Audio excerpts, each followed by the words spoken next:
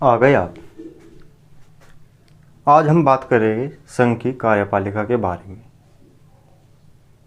इसका वर्णन भारत के संविधान के अनुच्छेद 52 से 78 तक किया गया है। यह हमारे संविधान के भाग 5 में है। संघ की कार्यपालिका। संघ की कार्यपालिका में हमें अनुच्छेद 52 से 78 तक क्या क्या पढ़ना है, तो मैं लिख देता हूँ। अनुच्छेद, इसका जो वर्णन है अनुच्छेद 52 से 78 तक है। हमें पहले पढ़ना है इसमें राष्ट्रपति,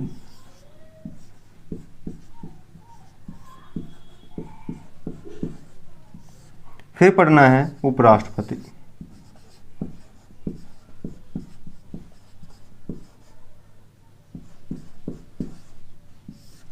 फिर प्रधानमंत्री, इसके बाद हम पढ़ेंगे मंत्रिपरिषद,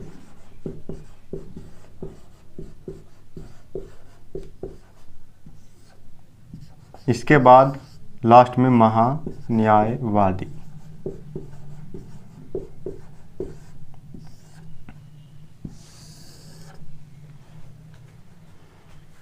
नमस्कार, मैं प्रशांत कुमार आपका स्वागत करता हूं PKPSTRJ अकेडमी यूट्यूब चैनल पर।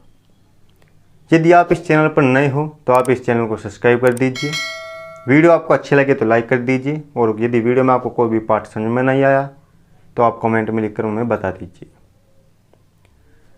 हम बात कर रहे हैं संघ की कार्यपालिका के बारे में। यह टॉपिक थोड़ा बड़ा टॉपिक है।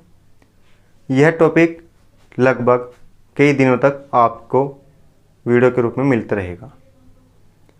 आज हम चर्चा शुरू करेंगे अपने राष्ट्रपति के बारे में पढ़ेंगे। राष्ट्रपति क्या है, इसके जानने के लिए हम पहले आपको बता दें। राष्ट्रपति भारत का एक सर्वोच्च पद होता है राष्ट्रपति का। भारत का नहीं, यदि मैं अमेरिका का बात करूँ तो अमेरिका में भी यही सर्वोच्च पद है राष्ट्रपति। इसी प्रकार रूस का भी है, इसी प्रकार फ्रांस का भी है। ये पद सर्वोच्च पद कहलाएगा। जैसे कि भारत का राष्ट्रपति चुना हुआ होता है, इसी कारण हम अपने भारत को गणतंत्र भी कहते हैं।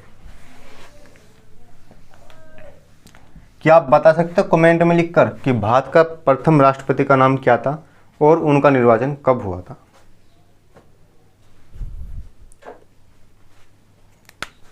तो हमारा जो टॉपिक है वो है राष्ट्रपति।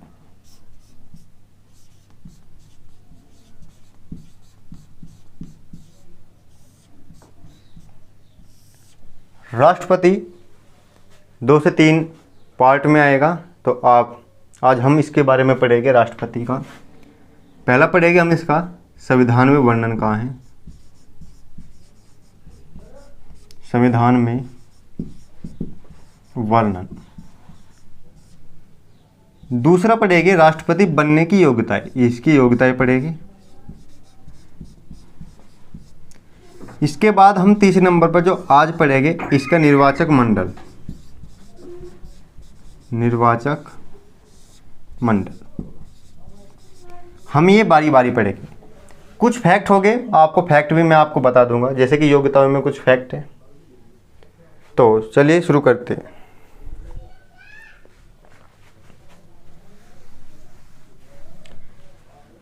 हमारा जो संविधान का अनुच्छेद 52 है, भारत संविधान का अनुच्छेद 52, उसमें लिखा हुआ है कि भारत का एक राष्ट्रपति होगा। और अनुच्छेद 53(1) के अनुसार इसमें लिखा हुआ है कि कार्यपालिका की सभी शक्तियां राष्ट्रपति में निहित होगी, जिनका प्रयोग वह स्वयं संविधान के अनुरूप अथवा अपने अधीनस्थ पदाधिकारियों के द्वारा कर सकता है। अनुच्छेद 52 में लिख देता हूं। अनुच्छेद 52 में क्या लिखा है कि भारत का एक राष्ट्रपति होगा।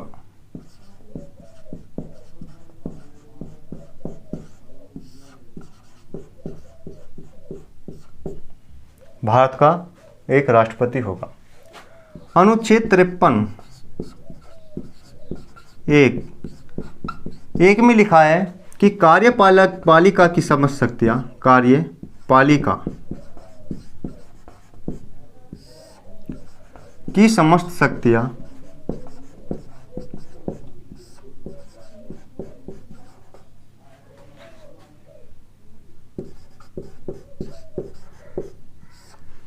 राष्ट्रपति में निहित है। किसमें निहित है? राष्ट्रपति में निहित है।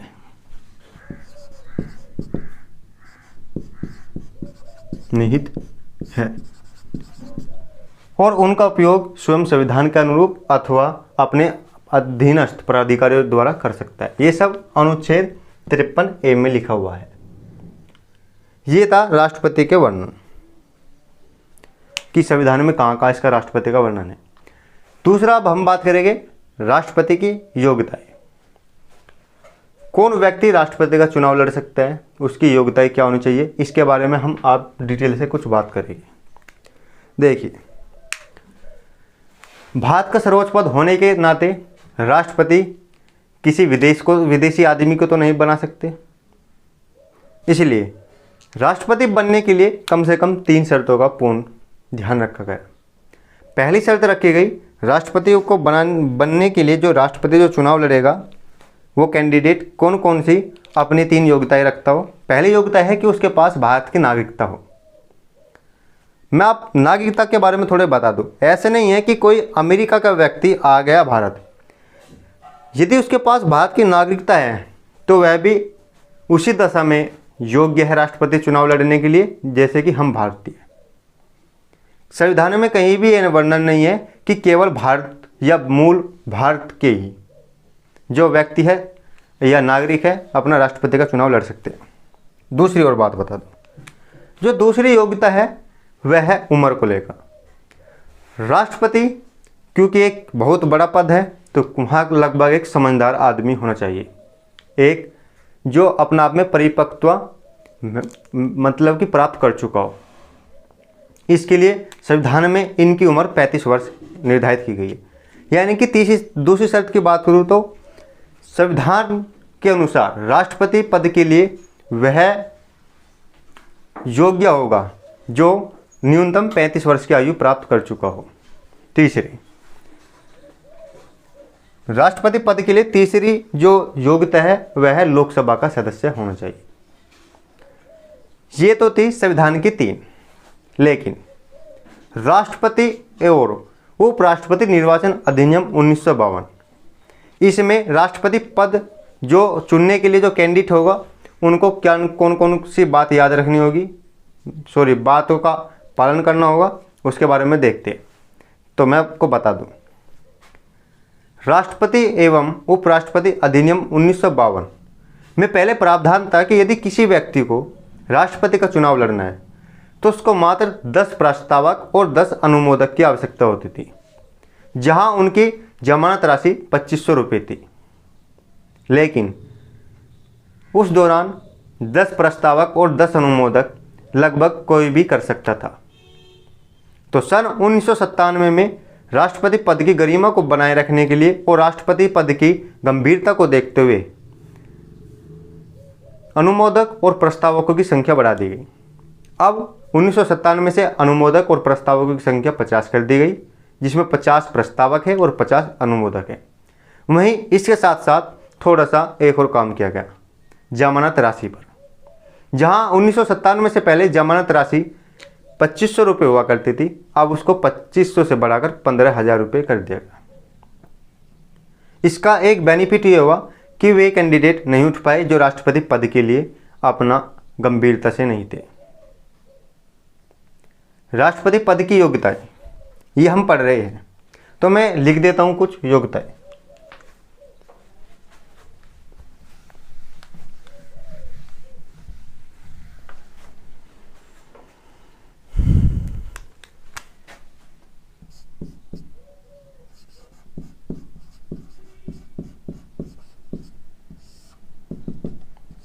इनका जो वर्णन है हमारे संविधान के अनुच्छेद 58 के अनुसार है। संविधान के अनुच्छेद 58 में योग्यताएं बताई गई है। तो मैंने अभी आपको बताया कौन कौन सी योग्यता है। नंबर 1 कि कोई भी एलियन राष्ट्रपति का चुनाव नहीं लड़ सकता, यानी कि वह भारत का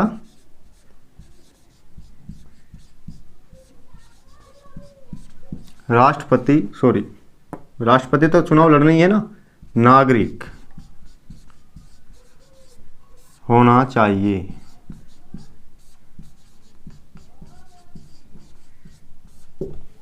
दूसरी बात मैंने अभी बताई थी उम्र को लेकर, कोई बालक तो नहीं लड़ सकता, तो वह न्यूनतम 35 वर्ष की आयु प्राप्त कर चुका हो। 35 वर्ष की आयु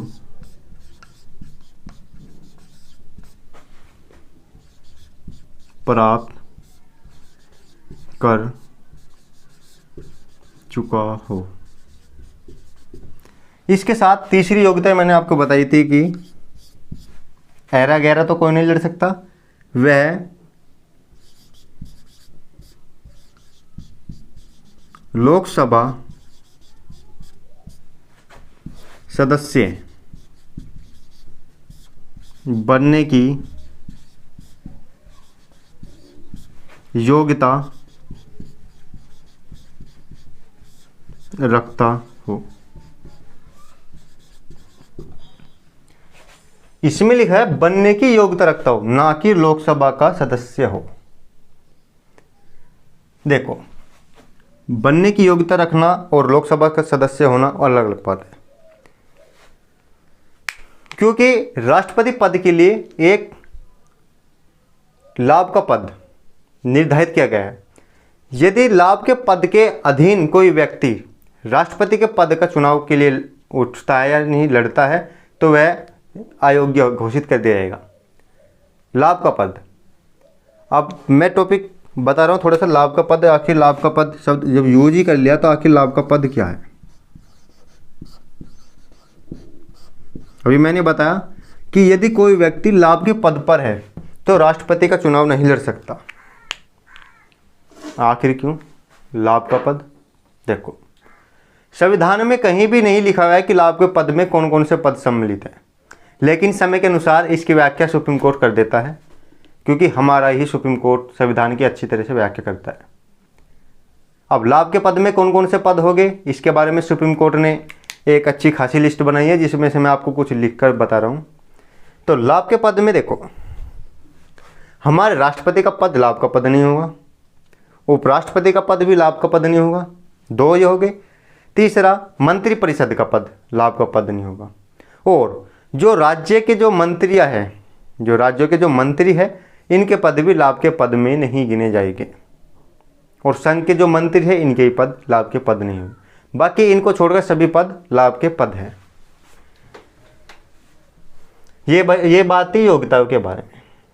इसके बाद मैंने अभी कुछ समय बाद कुछ पहले ही बताई आपको कि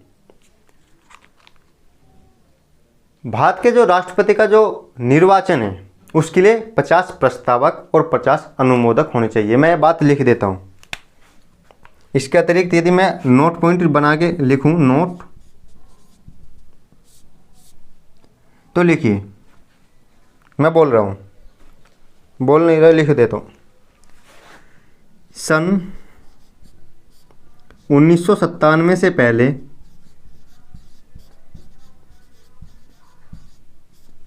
राष्ट्रपति पद हेतु राष्ट्रपति पद के निर्वाचन हेतु राष्ट्रपति पद के निर्वाचन हेतु कम से कम 10 प्रस्तावक और 10 अनुमोदक चाहिए होते थे।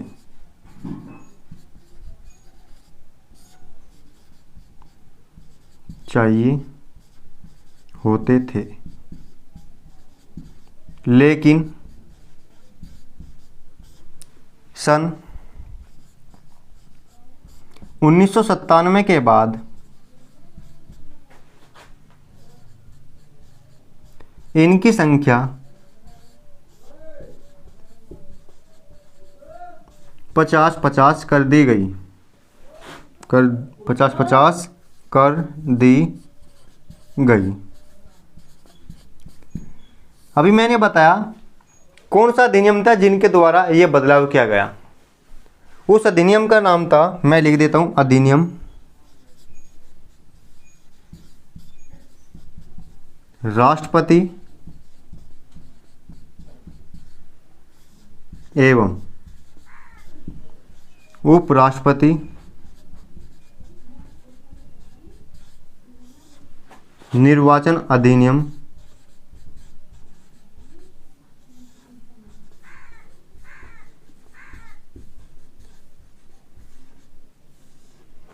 1952।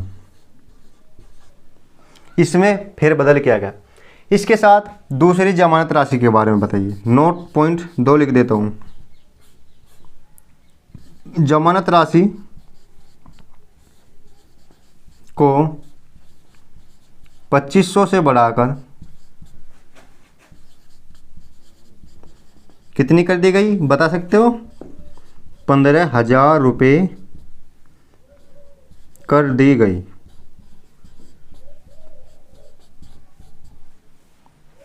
जमानत राशि को 2500 से बढ़ाकर 15,000 रुपये कर दी गई।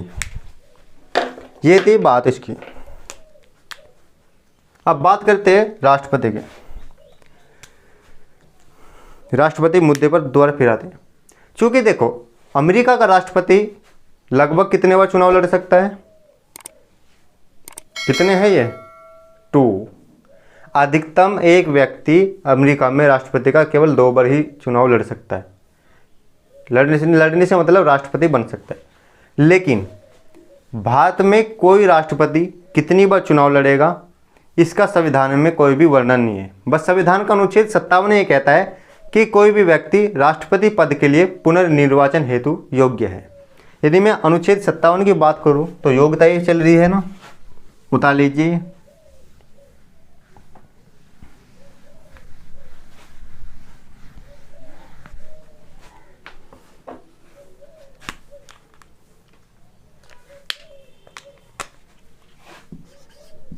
अनुच्छेद 57। अनुच्छेद 57 के अनुसार कोई भी व्यक्ति राष्ट्रपति चुनाव के लिए पुनर्निर्वाचित होने के लिए योग्य है। राष्ट्रपति पद के लिए पुनर्निर्वाचित होने के लिए योग्य है। लिख देता हूं मैं। एक इसमें कौन से अनुच्छेद में वर्णन किया गया? अनुच्छेद 57 में। आपको केवल अनुच्छेद याद करने हैं, क्योंकि पेपरों में अनुच्छेद से ज़्यादा सवाल बनते हैं राष्ट्रपति के बारे में। कोई भी व्यक्ति राष्ट्रपति पद हेतु, राष्ट्रपति पद के लिए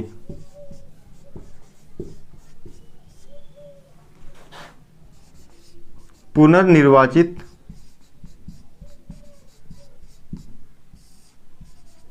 हो सकता है। इसमें यह नहीं बताया गया कि 1 बार, 2 बार, 3 बार, नहीं, कितनी भी बार, क्योंकि हम इसमें शब्द यूज करें पुनर्निर्वाचित। बार बार बार बार, मैं 1 बार राष्ट्रपति, 2 बार राष्ट्रपति, 3 बार राष्ट्रपति। तो अभी तक भारत के जो 2 बार राष्ट्रपति बने हैं, डॉक्टर राजेंद्र प्रसाद सन 1952 में बने थे और सन 1957 में। तो मैं लिख दूं, जो प्रथम राष्ट्रपति थे हमारे, कौन थे प्रथम राष्ट्रपति हमारे?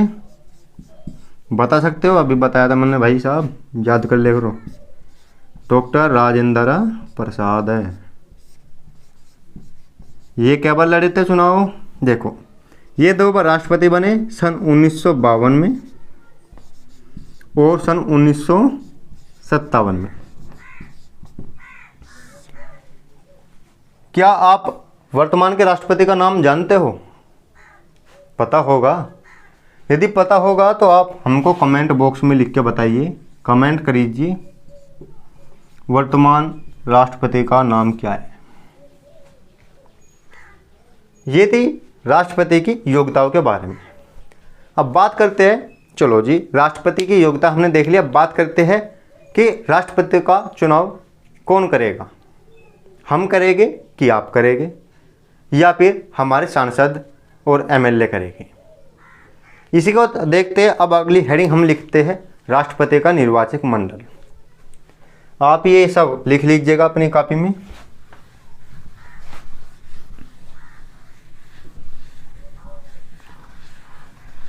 राष्ट्रपति का निर्वाचक मंडल लिख लिया होगा।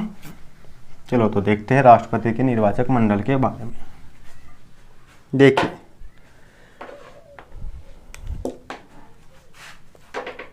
हेडिंग डाल लीजिए राष्ट्रपति का निर्वाचक मंडल।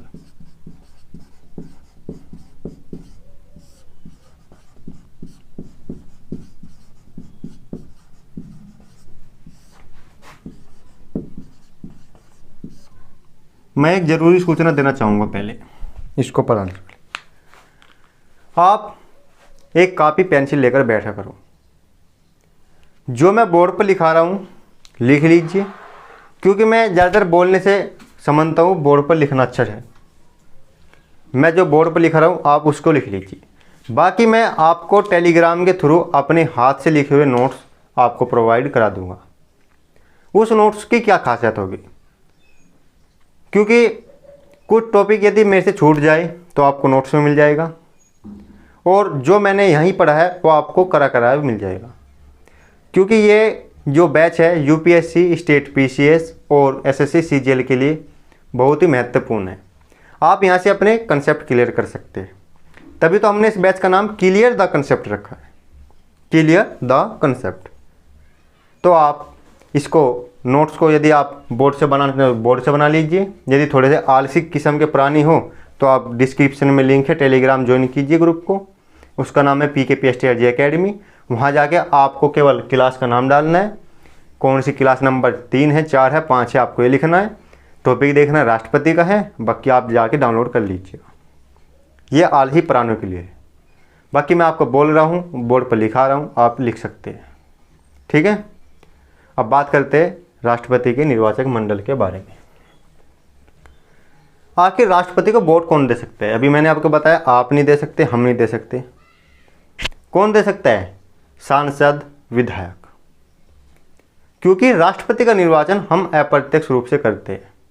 हम अपने देश के राष्ट्रपति को अप्रत्यक्ष रूप से चुनते हैं। अमेरिका का राष्ट्रपति वहाँ प्रत्यक्ष रूप से चुना जाता है, फ्रांस का राष्ट्रपति भी प्रत्यक्ष रूप से चुना जाता है, लेकिन हम अपने राष्ट्रपति को अप्रत्यक्ष रूप से चुनते हैं।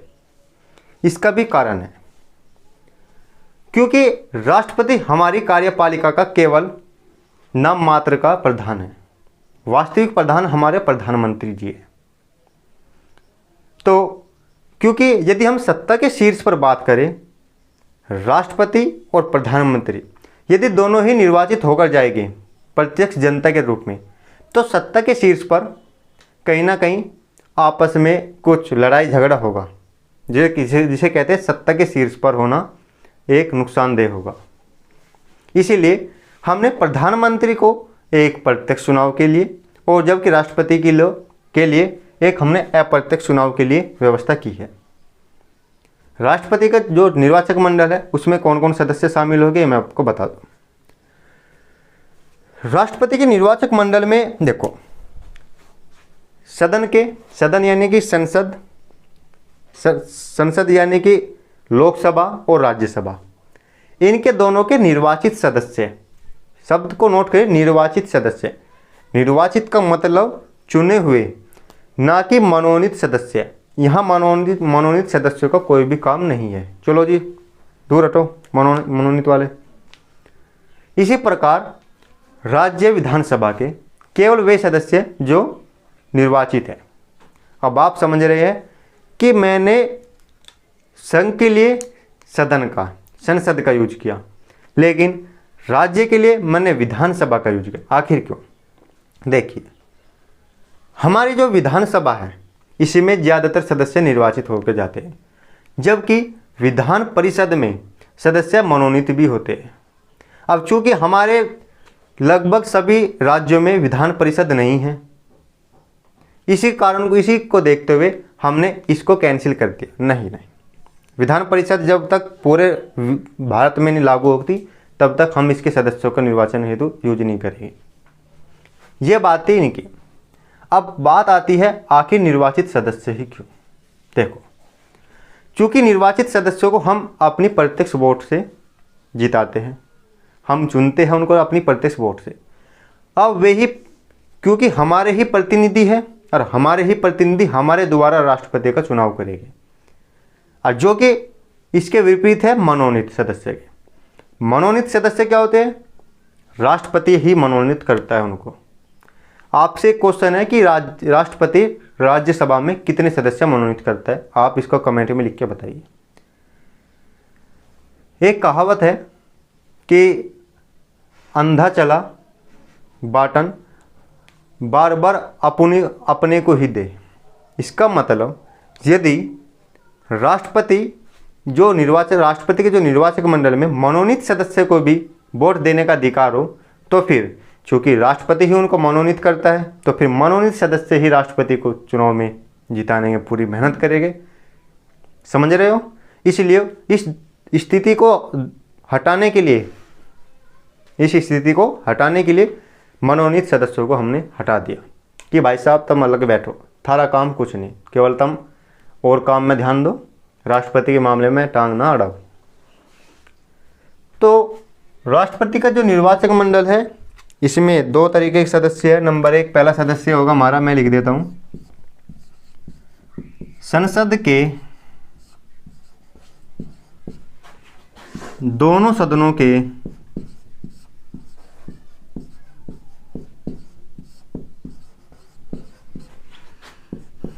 निर्वाचित सदस्य।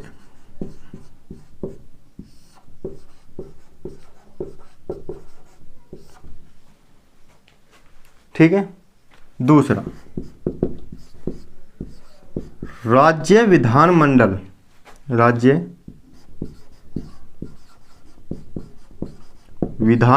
के विधानसभा के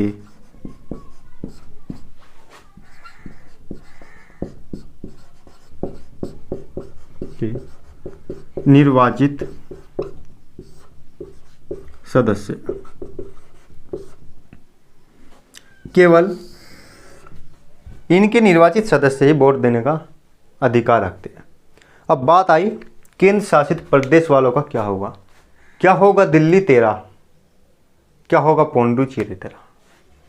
तो मैं आपको बता दूं, आश्चर्य की बात है कि केंद्र शासित प्रदेश में दिल्ली, पुडुचेरी और अभी हाल फिलहाल में 31 अक्टूबर 2019 को बना हमारा जम्मू एवं कश्मीर जो केंद्र शासित प्रदेश है, इनकी विधानसभाओं के निर्वाचित सदस्य भी अपना वोट डाल सकते हैं। यानी कि यदि मैं लिखूं तीसरे पॉइंट में, तो तीसरा पॉइंट इंपॉर्टेंट लिख लीजिएगा,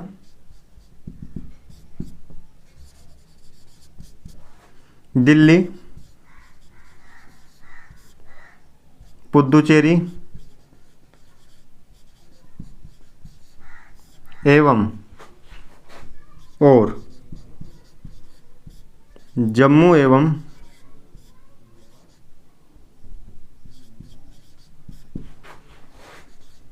कश्मीर, ये कौन है? ये सभी केंद्र शासित प्रदेश हैं।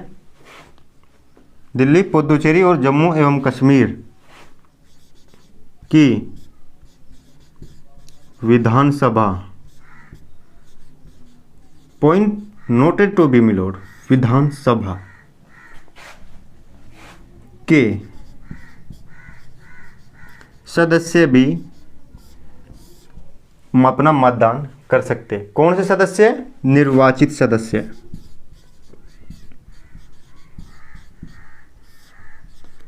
आपसे एक क्वेश्चन पूछता हूं मैं, जम्मू और कश्मीर का जो गठन हुआ था कब हुआ था? मैंने इसी वीडियो में अभी बताया है कब हुआ था।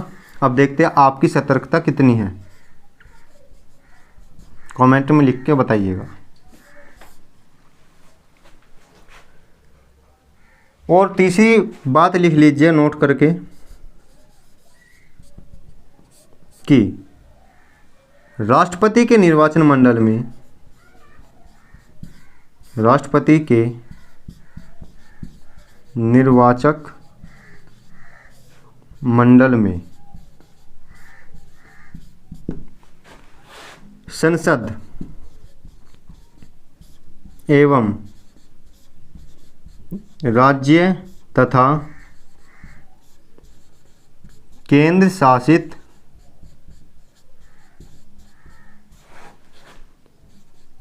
प्रदेशों की विधानसभाओं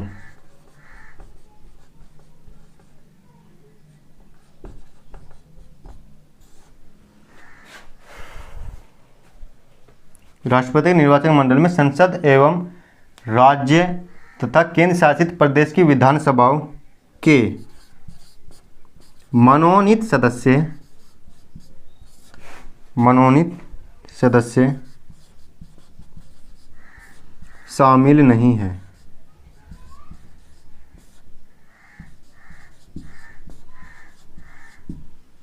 ठीक है, यानी कि मनोनीत सदस्य को तो हमने हटा ही दिया। कहीं भी यदि आ जाए मनोनीत सदस्य वोट दे रहा है राष्ट्रपति को, तो आप पहली लाइन में खारिज कर सकते हैं, नहीं, बिल्कुल नहीं। इसी के साथ मैं अपना ये आज का लेक्चर समाप्त करना चाहूँगा। यदि आपको ये टॉपिक अच्छा लगा तो लाइक कर दीजिएगा।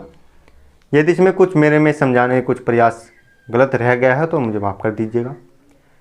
आप इस चैनल पर नए हो तो सब्सक्राइब करिए, वीडियो अच्छी लगे तो लाइक करिए, और कुछ भी समझ में आए तो कमेंट करिए।